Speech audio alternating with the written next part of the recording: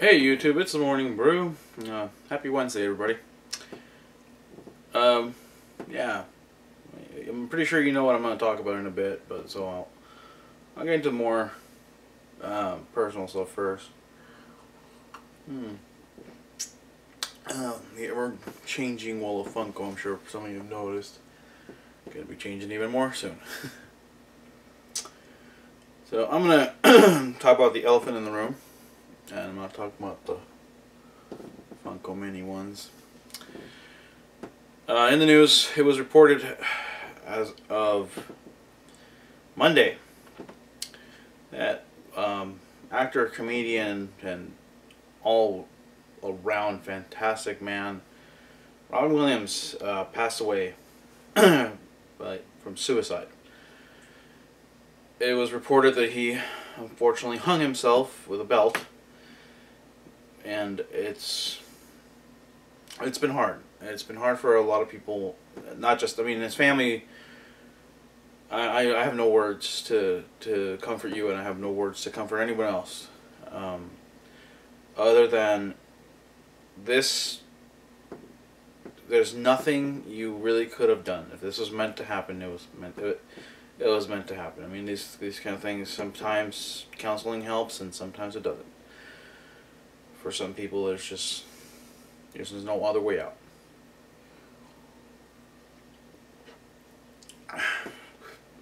So yesterday, you may have noticed I also didn't record an episode, which is false. I did record an episode. I chose not to air it. The reason I chose not to air it is the episode was a very personal message that I wanted to put out for Robin Williams' family, and in hopes that he would hear it in some way, shape, or form. Essentially what I said was just basically went through the movies that he made, that he worked on, that changed my life, that helped me gain a different perspective in life. And the reason I didn't air it is I just really felt like it was no place for me to say anything like that about it at the time. And I didn't want to feel like I was trying to cash in on his passing by talking about him on a show dedicated to his memory like that. It didn't feel right. It felt a little too sad and too dark, and that's not what he was about. He was about making people laugh, making children smile, helping our soldiers overseas, and anything else he could find his special way of helping people out. So all I can say now is what we can take from this grim, dark situation is that if you know someone or you are someone who needs help, reach out. It's not impossible to get help. It's not gonna... Okay. One of the reasons the previous video didn't air is I didn't want to have to share this in public. Mostly because stigma it carries. But when I was a teenager, due to severe bullying, weight issues, confusion about my identity and everything else in life, I contemplated it. I walked down that dark path that many people have walked by, and I stared down that precipice, that empty, dark precipice that takes you nowhere. And even though I held the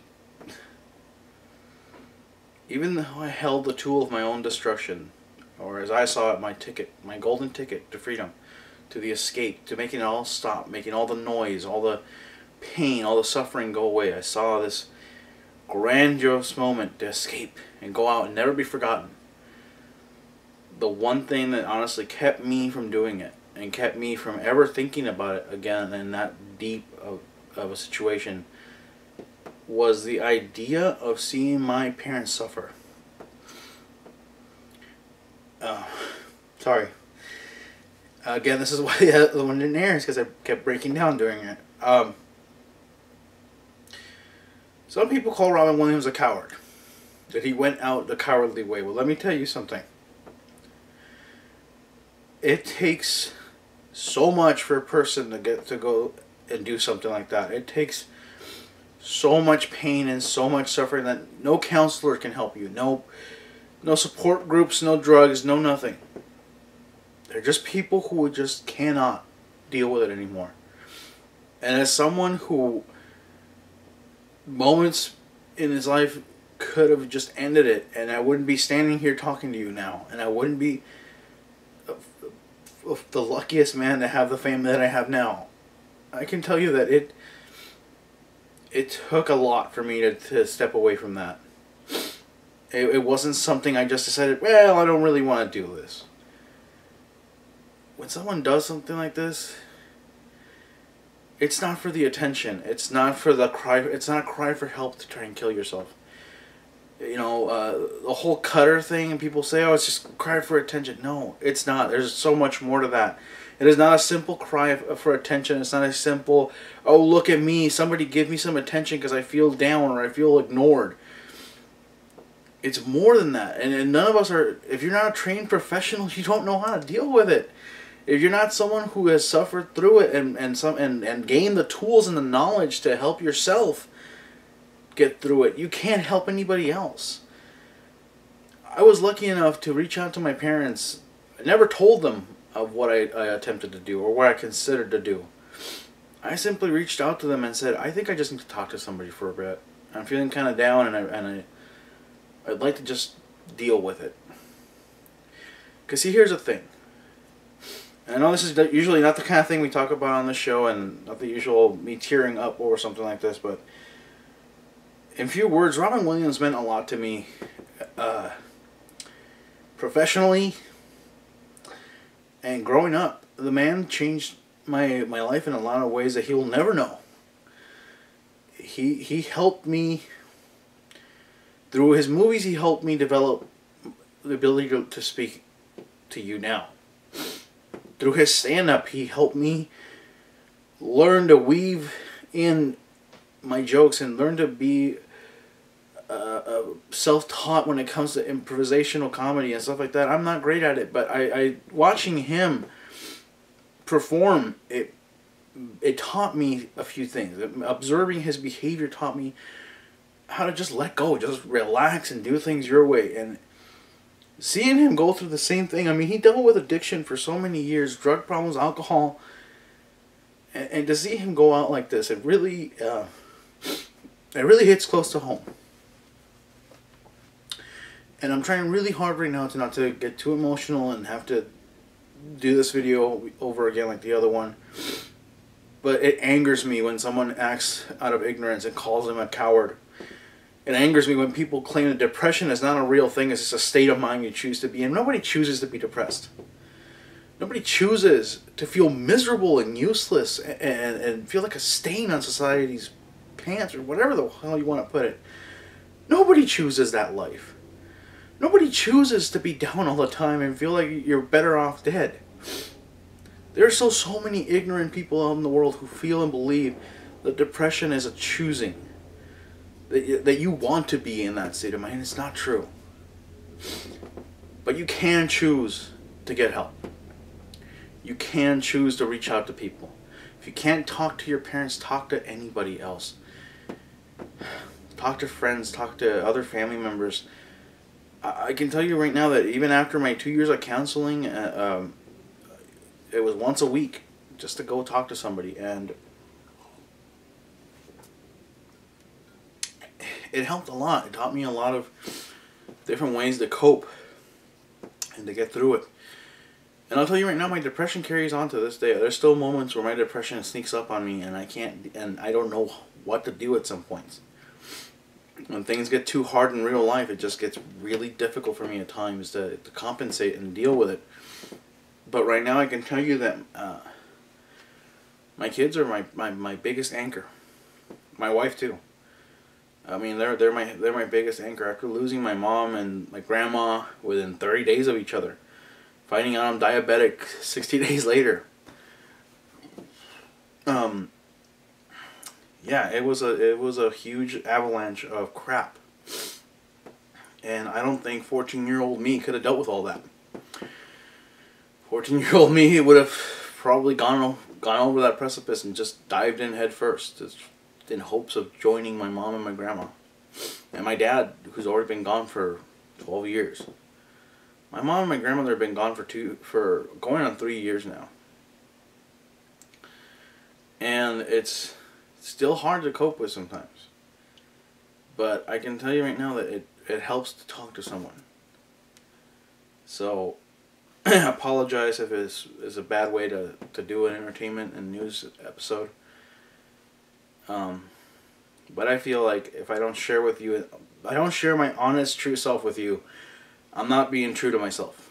I'm lying to you if I don't do it. And if I don't open up to my own audience who tunes in because they want to see what I have to say or they want to see what my opinion is, then I'm just a puppet of my own creation, and that's not who I am. Suicide is not a joke.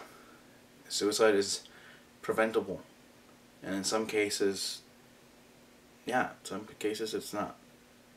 I completely agree to that with whoever wants to argue it. That's true. Some people just can't be helped. But again, if you feel that you need to talk to someone, reach out to anybody.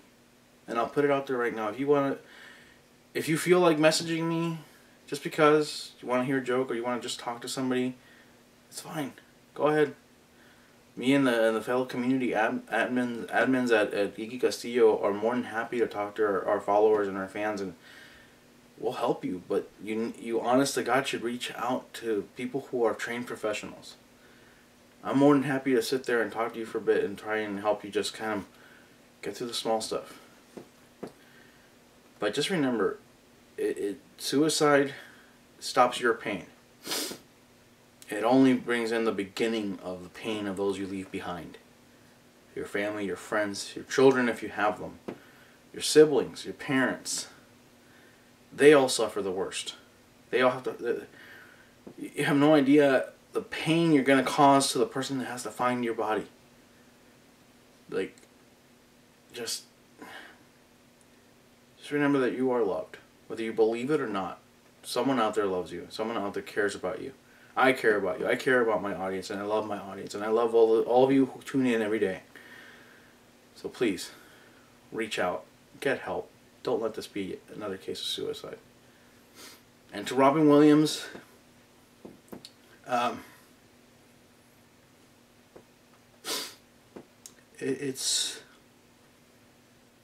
you were a great man and a great inspiration, and I hate that I will never get to meet you. It was literally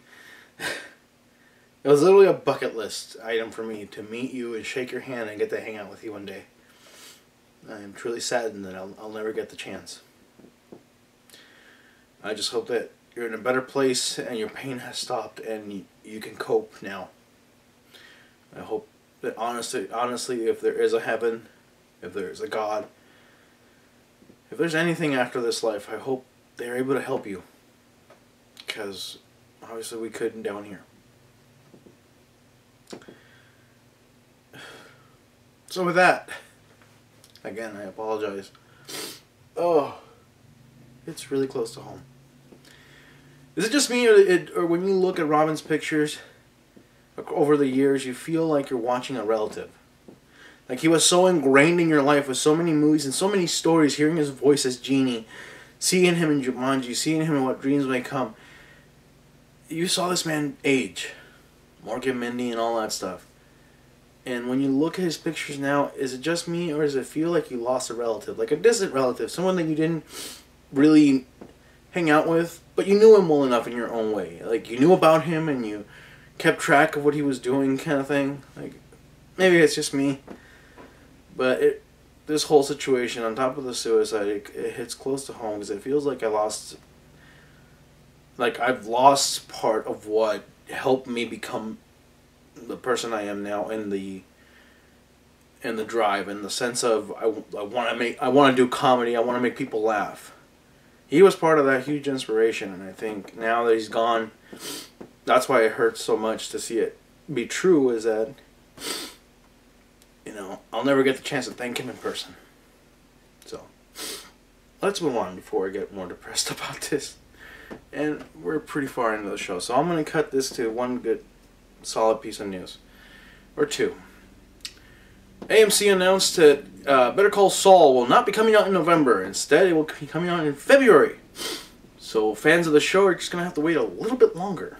It seems that the show is picking up a little bit more steam than they expected. A trailer was shown, and Saul was discussing the importance of having an attorney in your life. And as the trailer ends, the words February come out.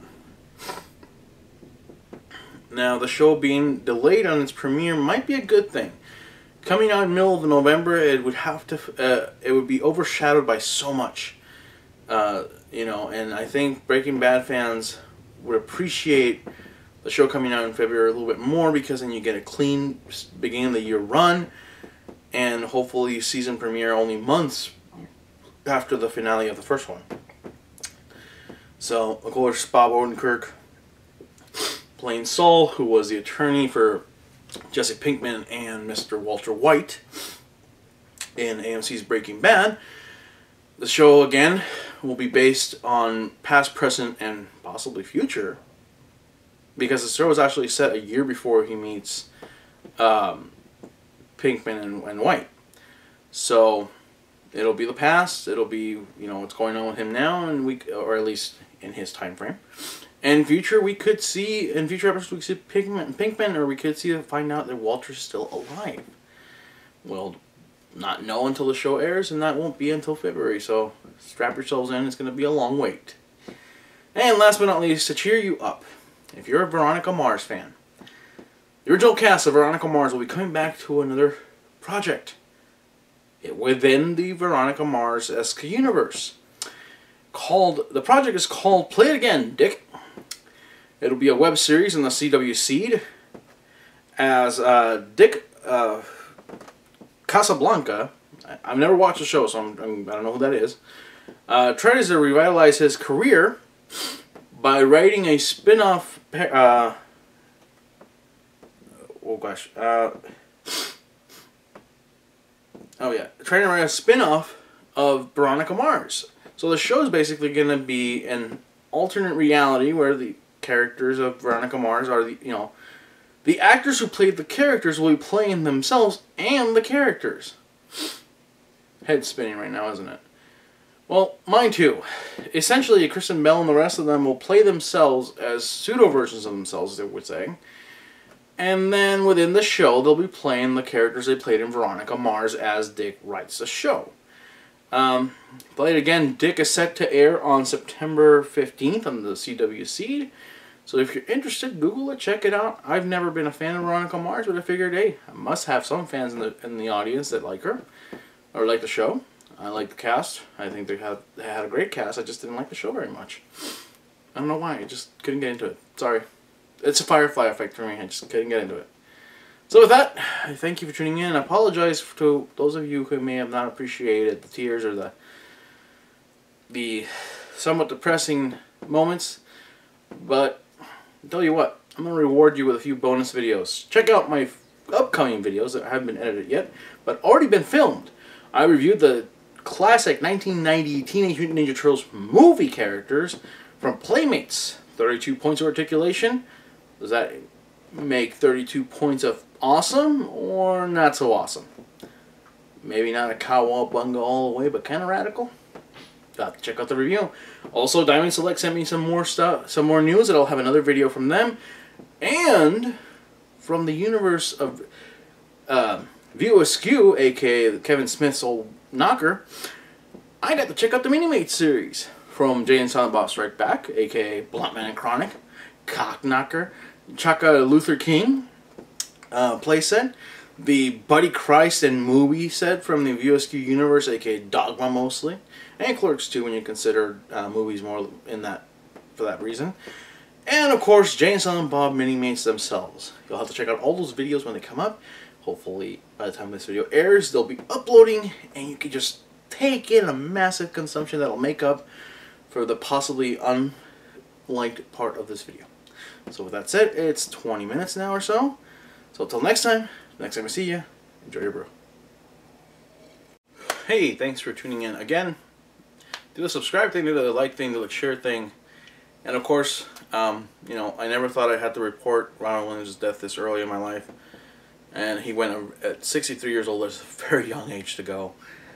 But again, if you didn't like what I had to say, I'm sorry. That's who I am, and I'm going to be honest with myself and with you.